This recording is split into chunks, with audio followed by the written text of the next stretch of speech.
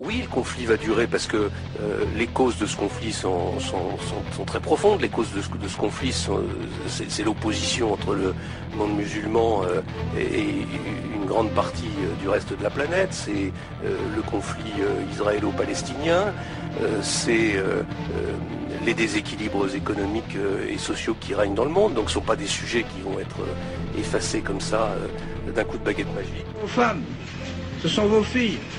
Ce sont vos enfants qui seront kidnappés, empris, mis dans des quartiers, dans les quartiers, les fameux quartiers réservés, comme il y en a à Casablanca, à Meknès et partout ailleurs. Et vous n'oserez plus aller les rechercher. Parce qu'ils auront fait des médinas et puis des mosquées telles que même les gendarmes n'oseront plus mettre les pieds là-dedans. Alors, qu'est-ce que ça va être la France à ce moment-là? C'est déjà comme ça dans certaines villes d'Angleterre. Qu'est-ce qu'il faut faire alors, monseigneur? Demander au gouvernement d'arrêter cet islam, faire ce qu'on a toujours fait. Les deux religions ne peuvent pas cohabiter, c'est impossible. Qu'ils restent chez eux. Et si tous les ans il y a 500 000 musulmans en plus en France, vous allez voir ce que ça va faire avec des mosquées. Quand un chef dira tuer les chrétiens, quand il tue un chrétien, il sauve leur âme et il sauve l'âme de celui qu'il tue. Pourquoi s'en priver?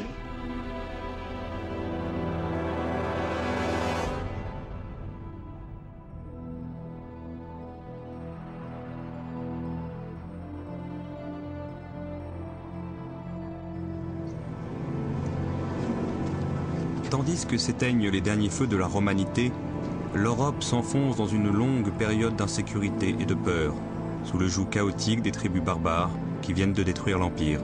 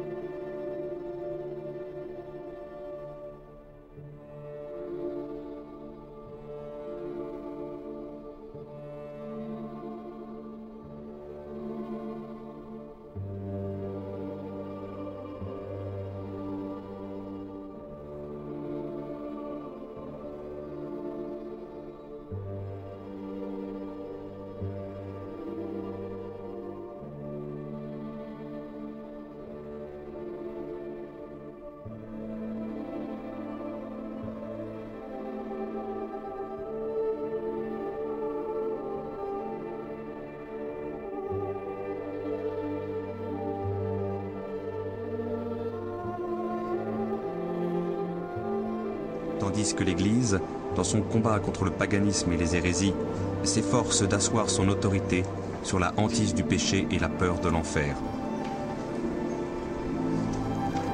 Dans les monastères, les manuscrits qui ont échappé au naufrage général de la culture antique sombrent dans l'oubli.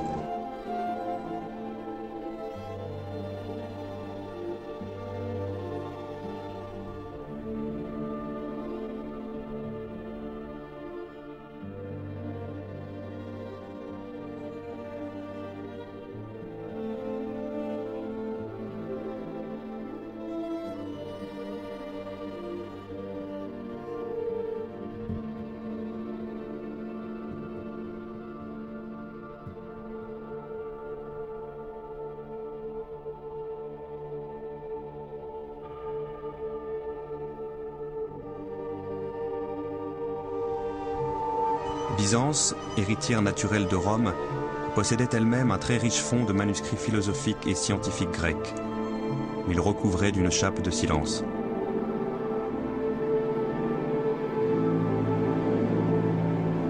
En proie à des crises religieuses récurrentes, elle ne se souciait pas d'entretenir de libres débats philosophiques, mais de consolider les dogmes du christianisme orthodoxe.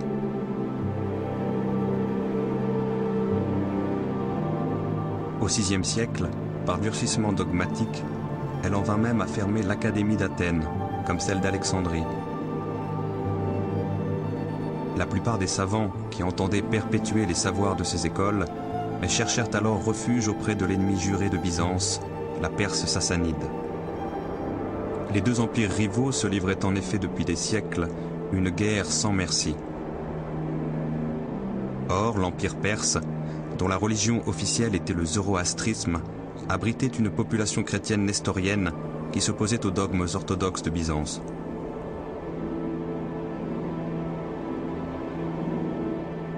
Cette rivalité doctrinale allait favoriser la survie en Perse de la tradition philosophique grecque, mais une survie au ralenti, comme en veilleuse, en attendant un souffle nouveau. Ce souffle allait venir de là où personne ne l'attendait, de la lointaine Arabie.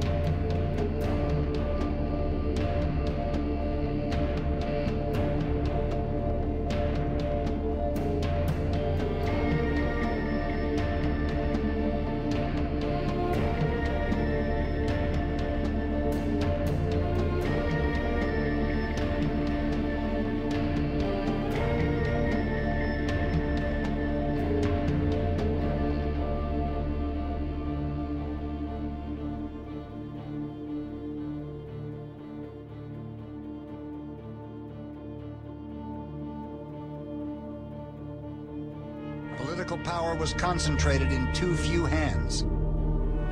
Rome had turned its back on the common man. Destitute families flooded into the city, swelling the ranks of sweatshop workers and the urban poor.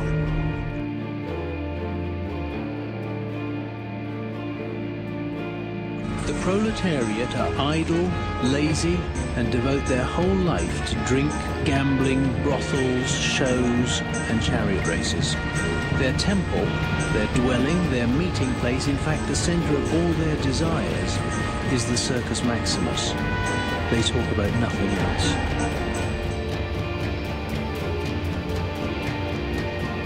Rome's sense of community had disappeared. Provinces and periphery of empire, resentment festered. The great Roman orator Cicero had foreseen it all. Words cannot express, gentlemen, how bitterly we will be hated among foreign nations because of the outrageous conduct of the men we have sent to govern them. All the provinces are complaining about Roman greed and Roman injustice. I remind you, gentlemen, Rome will not be able to hold out against the whole world.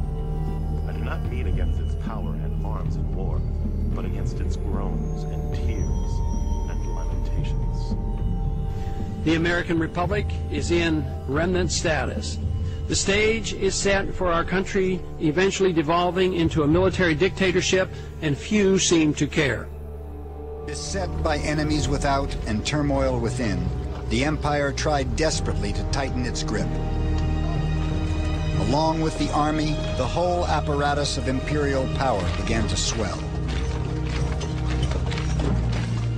Bureaucracies multiplied.